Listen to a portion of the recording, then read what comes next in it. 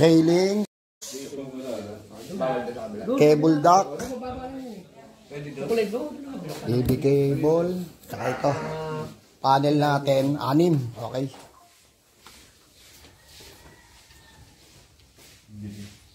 Kompleto na.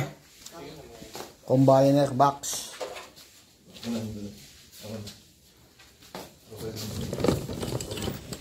Puting.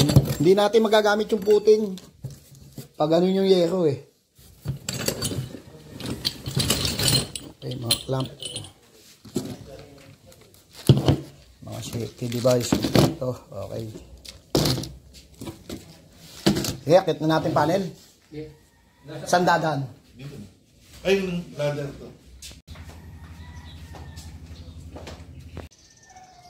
Kaya na, niliway lang doon. Press na gawin. Oh. Hindi, si Parimbal kaya yan.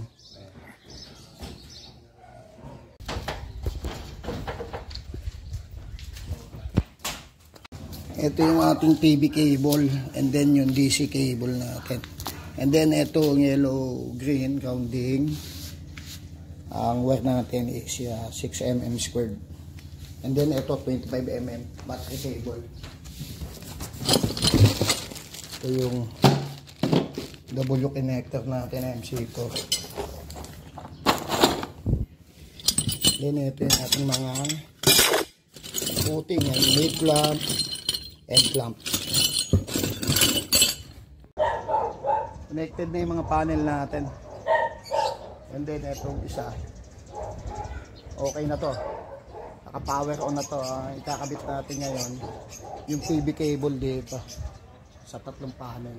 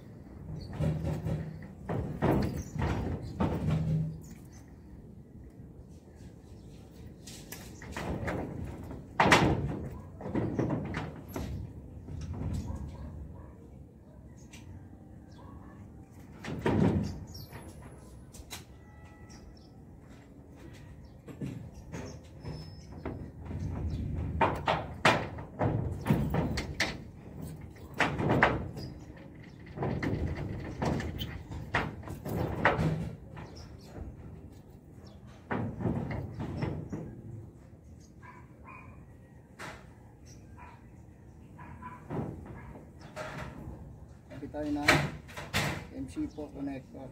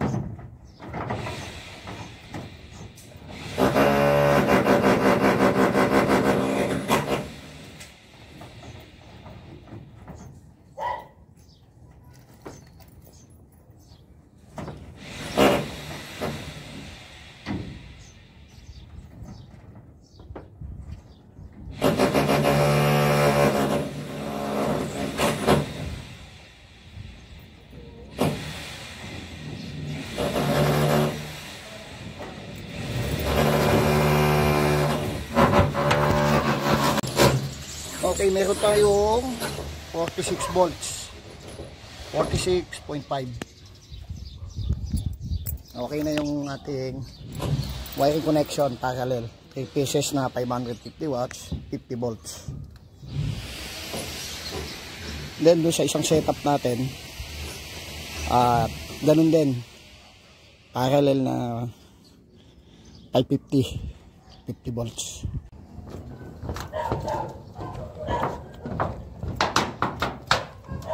Tupad.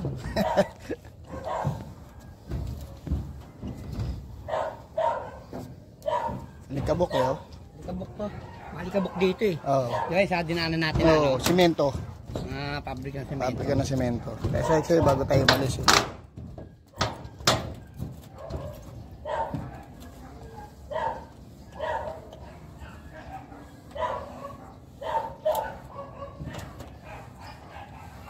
Yun, oh, ganda oh. Buti nga, walang tayo tsaka ihi ngayon. Ganda.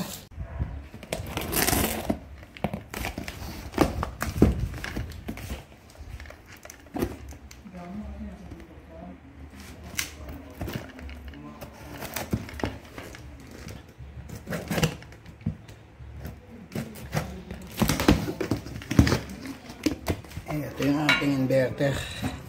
3,000 watts. 94 volts.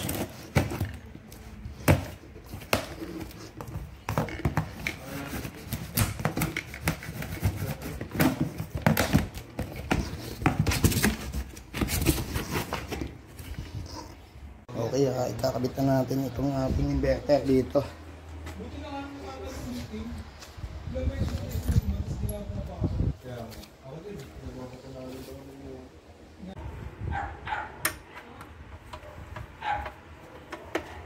Okay, open natin to.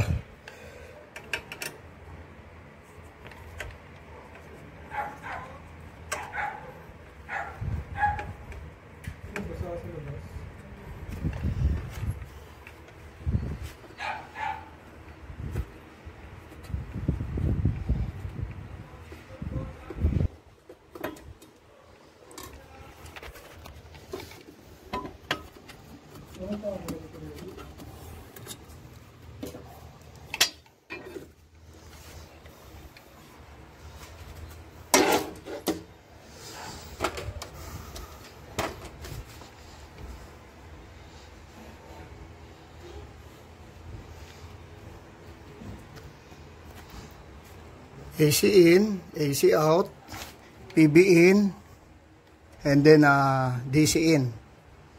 Pang battery. Dito mag-i-in. AC in, pang grid, AC out, pang inverter, and then pang solar panel, PB. Ito yung input.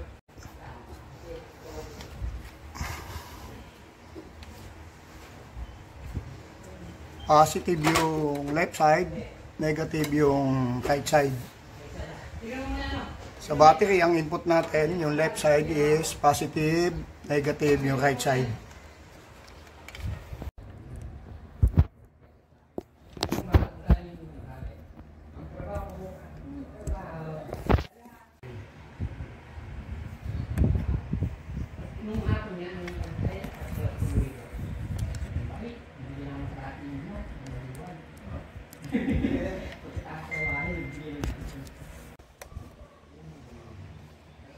.26 volts yung ating battery. 26.2.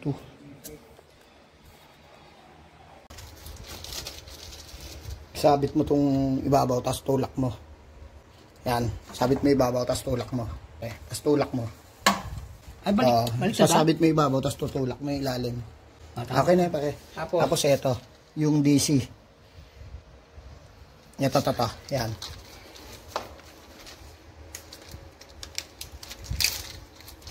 SPD, DC SPD. Katabi niya. Katabi niya yan. Sasabit mo to ibabaw, tutulak mo yung ilalim. Yan. Tapos ito, pare. Ganun din, sabit mo yung ibabaw, tulak mo yung ilalim. Ayaw. Ayaw talaga. Pag ayaw, hilahin mo na lang. Yung hilahin mo na lang to, pare. Yan. Yan. Ganyan. Tapos tulak mo. Yun. Ito, pare. Yung AC. Ayaw. Sabit mo, tapos tulak mo sa ilalim. Tigas talaga. Baka mabali. Yun. Tapos ito.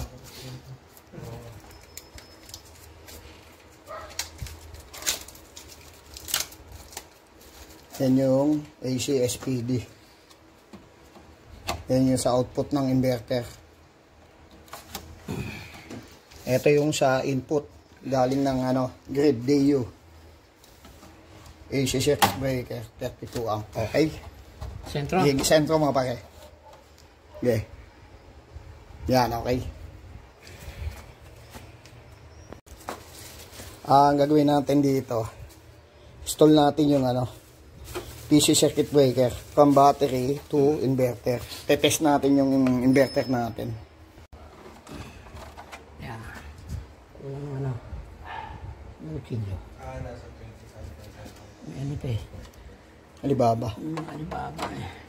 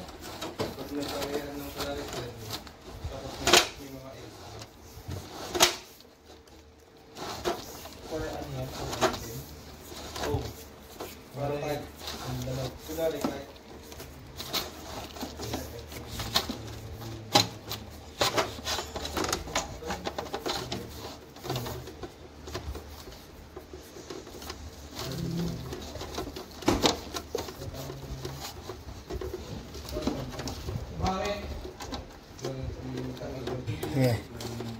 Yeah. Teka, parang naman ito.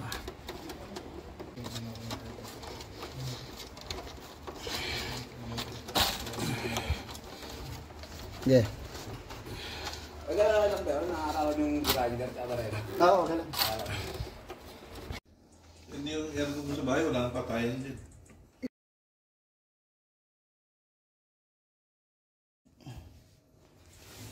Bigyan mo 2-3 panel tapos 1-12.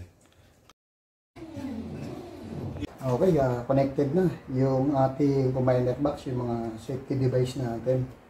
And then, si Sir Walter natin, yung panel board, ikakabit natin yung input ng AC and then yung output ng AC ng inverter natin. Kukunin natin yung grid from doon sa panel board going dito sa input ng AC natin. And then yung output is i-connect natin doon. Okay, yung AC input from grid is connected doon sa main line natin sa DU. I-install ni Sir Walter natin. Sir Walter? Yes. Okay. Si Sir Walter yung kasama natin dito sa installation ng SRNE. 3,000 watts, dalawang 3,000 watts. 24 volts. Yung ating setup.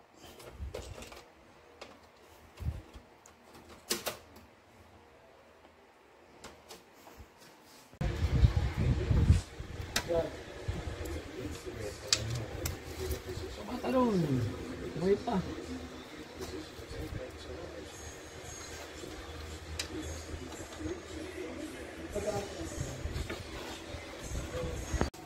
Okay, yung inverter natin connected na yung ground, yung PE, line in, AC in, line 1, line 2 or line neutral, AC out, line neutral, line 1, line 2, and then ang battery, positive negative, PB in, positive negative.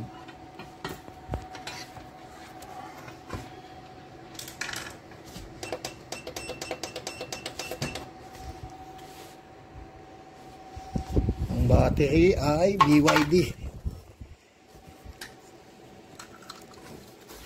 Next natin yung kabila. Yung ganda ng battery.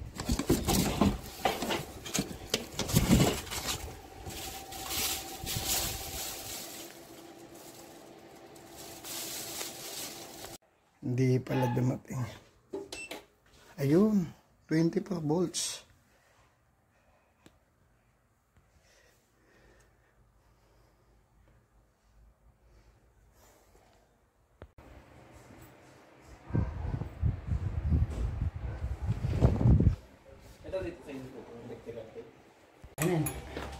Okay. Yung 24 volts sa 3,000 watts natin. Nice in.